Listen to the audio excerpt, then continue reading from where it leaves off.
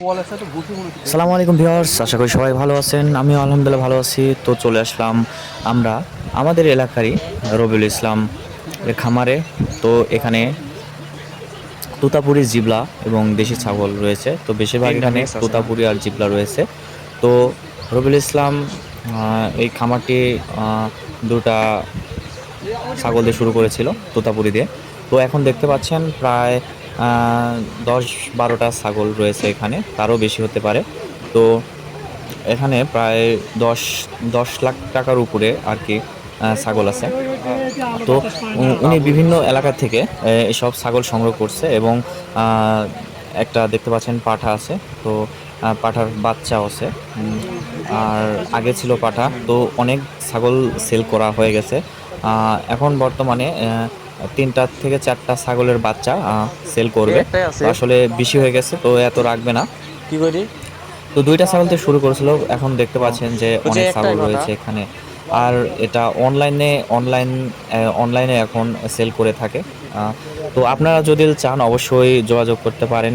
ডেসক্রিপশনে বা স্ক্রিনে নাম্বার দেওয়া থাকবে, আপনারা যোগাযোগ করতে পারেন। তো এখানে যা রয়েছে প্রায় 100% তুতাপুরি আর রয়েছে জিবলা 100%। তো আপনারা যদি চান এসে দেখে একবার সুন্দরভাবে দেখে আপনারা পরীক্ষা করে নিয়ে যেতে পারেন।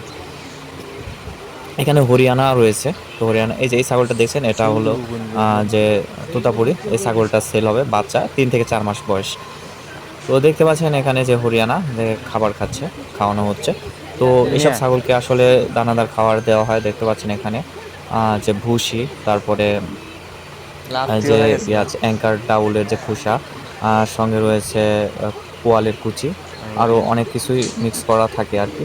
সো খুব ভালো মানের খাদ্য দেওয়া হয় এবং যে সঠিকভাবে যত্ন নেওয়া হয়। আসলে এরা যত্নের দিক দিয়ে অনেকটাই এগিয়ে আছে, অনেক ভালো করে যত্ন নেয় এরা। তো আপনারা চলে আসতে পারেন। এটা নাটোর জেলা বুড়াইগ্রাম থানা, মারিয়া গ্রাম। তো ফোন নাম্বার দেখে আপনারা যোগাযোগ করে আসতে পারেন। এবং যদি তারপরেও যদি না পারেন, আপনার ভিডিওতে কমেন্ট করবেন, অবশ্যই আপনার সাথে যোগাযোগ করব আমি। তো এখানে এটা নিশ্চিত থাকেন যে এই ছাগলগুলো অনেক ভালো। তো ইনি অনেক আগে থেকেই ছাগল সেল করে যাচ্ছে, অনলাইনে অনেক ছাগল বিক্রি করে দিয়েছে এভাবে। তো আপনারা চাইলে অনলাইনভাবে নিতে পারেন, আবার বাসায় এসে নিতে পারেন। কোনো সমস্যা নেই, কোনো প্রকারে আপনারা প্রবলেম পাবেন না ইনশাল্লাহ। এই ছাগলগুলা যে খাবার খায় সেটা হলো সঠিক পুষ্টি এবং